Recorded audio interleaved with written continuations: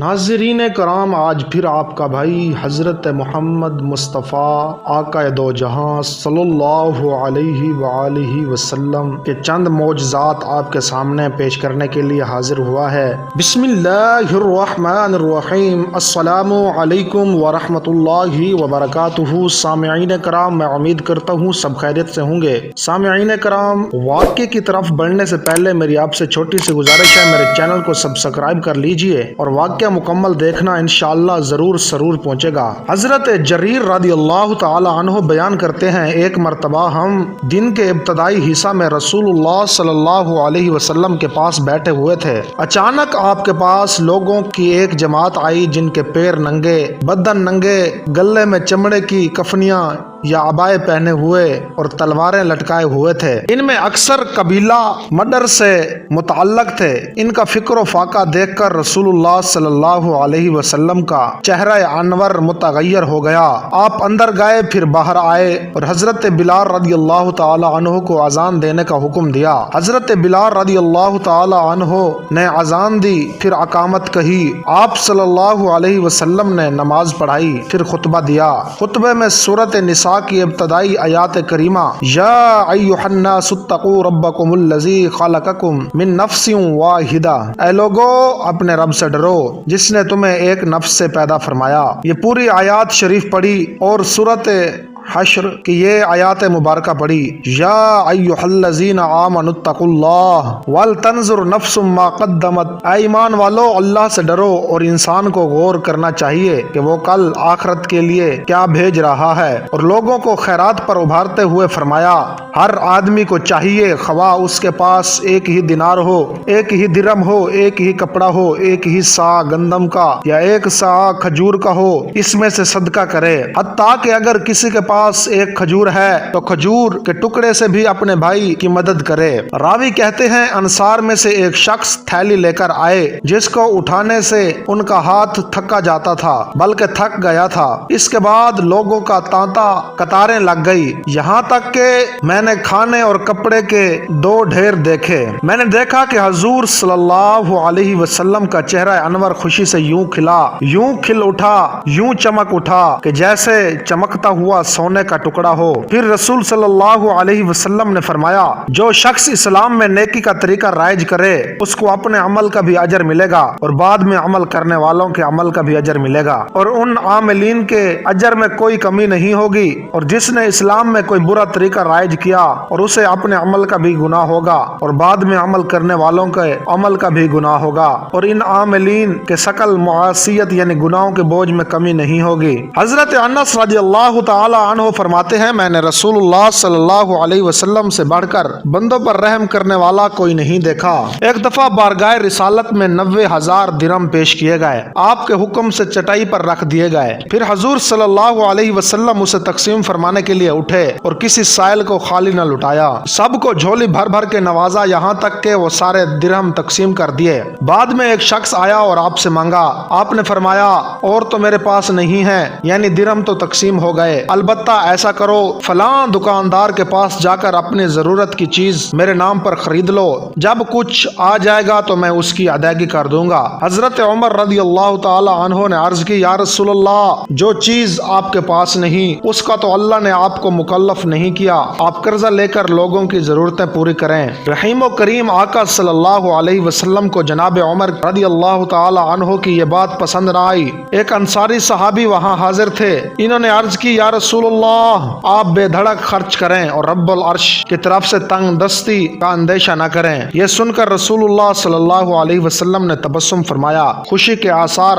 رخ زیبا پر دکھائی دینے لگے اور فرمایا، مجھے اسی بات کا حکم دیا گیا ہے۔ ایک دن ایک اعرابی نے رسول اللہ صلی اللہ علیہ وسلم کی خدمت اقدس میں حاضر ہو کر اس چیز کے بارے میں عیانت طلب کی اور کہا، اے محمد صلی اللہ علیہ وسلم، مجھے کچھ دیجئے، اور ہاں، آپ مجھے اپنے اپنے باپ کے مال سے نہیں دیں گے۔ آپ صلی اللہ علیہ وسلم نے اسے کچھ عطا فرمایا، پھر فرمایا کیا میں نے تیرے ساتھ کوئی احسان کیا ہے؟ عرابی نے کہا نہ، آپ نے میرے ساتھ بھلائی کی ہے اور نہ کوئی اچھی بات کی ہے۔ اس کا یہ گستاخانہ جواب سن کر صحابہ کرام اس کی طرف لپکے تاکہ اس کو پکڑیں۔ رسول اللہ صلی اللہ علیہ وسلم نے انہیں اشارے سے فرمایا رک جاؤ۔ پھر آپ کھڑے ہوئے اور کاشانہ اقدس میں تشریف لائے۔ عرابی کو بھی بلا لیا۔ جب وہ حاضر ہوا تو اسے مزید عطا کیا اور فرمایا کیا اب تو راضی ہے؟ اس نے کہا نہیں۔ آپ صلی اللہ علیہ وسلم نے اسے مزید عطا فرمایا۔ پوچھا کہ اب تو راضی ہے؟ اس نے کہا ہاں اب میں خوش ہوں۔ رسول اللہ صلی اللہ علیہ وسلم نے فرمایا تو ہمارے پاس آیا، ہم نے تجھے کچھ عطا فرمایا اور تو نے کہا جو کہا، تیرا انداز گفتگو سے صحابہ کرام کے دلوں میں جلال و ملال پیدا ہوا۔ اب اگر تو پسند کرے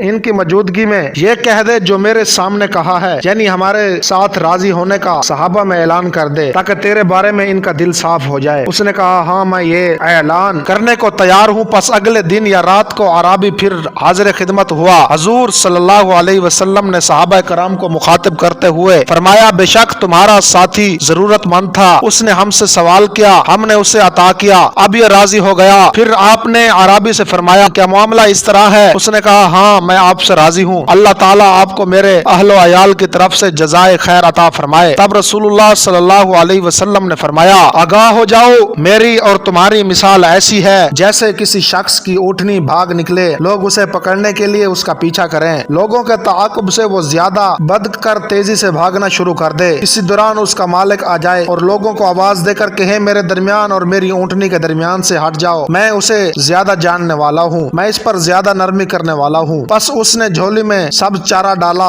اپنی اونٹنی کی طرف متوجہ ہوئے، اونٹنی اپنے مالک کی مانوس آواز سن کر آ گئی، اس کے مالک نے اسے بٹھایا اور اپنا کجاوا اس پر باندھا اور اس پر سوار ہو گیا۔ یہ مثال بیان کرنے کے بعد آپ نے فرمایا کل اس شخص نے جو گستاخی کی تھی اور تم سے پکڑنے کو لپکے تھے، اگر میں تمہیں اس حال میں چھوڑ دیتا اور تم اس کو قتل کر دیتے تو اس کا ٹھکانہ جہنم ہوتا۔ طبرانی نے حضرت ابن عمر رضی اللہ تعالی عنہ سے نقل کیا، آپ فرماتے ہیں حضور صلی اللہ علیہ وسلم ایک روز بازار کے ہاں تشریف لے گئے اور اس سے 4 درہم کی قمیص خریدی۔ وہ قمیص پہن کر حضور صلی اللہ علیہ وسلم بار تشریف لے گئے۔ ایک انصاری آ گیا، عرض کی یا رسول اللہ ہزارہ کرم یہ قمیص مجھے پہنا دیجئے، اللہ تعالیٰ آپ کو جنت کا لباس پہنائے۔ رحمت دو عالم صلی اللہ علیہ وسلم نے بلا تعمل وہ قمیص اتار دی اور اس انصاری کو مرحمت فرما دی۔ پھر دکان پر تشریف لے گئے اور اپنے لیے 4 درہم کی ایک اور قمیص خریدی۔ حضور اور نور صلی اللہ علیہ وسلم جب گھر سے تشریف لائے تھے اس وقت حضور صلی اللہ علیہ وسلم کے پاس 10 درہم تھے، 8 درہم خرچ ہو گئے، باقی 2 رہ گئے۔ اچانک حضور صلی اللہ علیہ وسلم نے دیکھا ایک لونڈی راستے پر کھڑی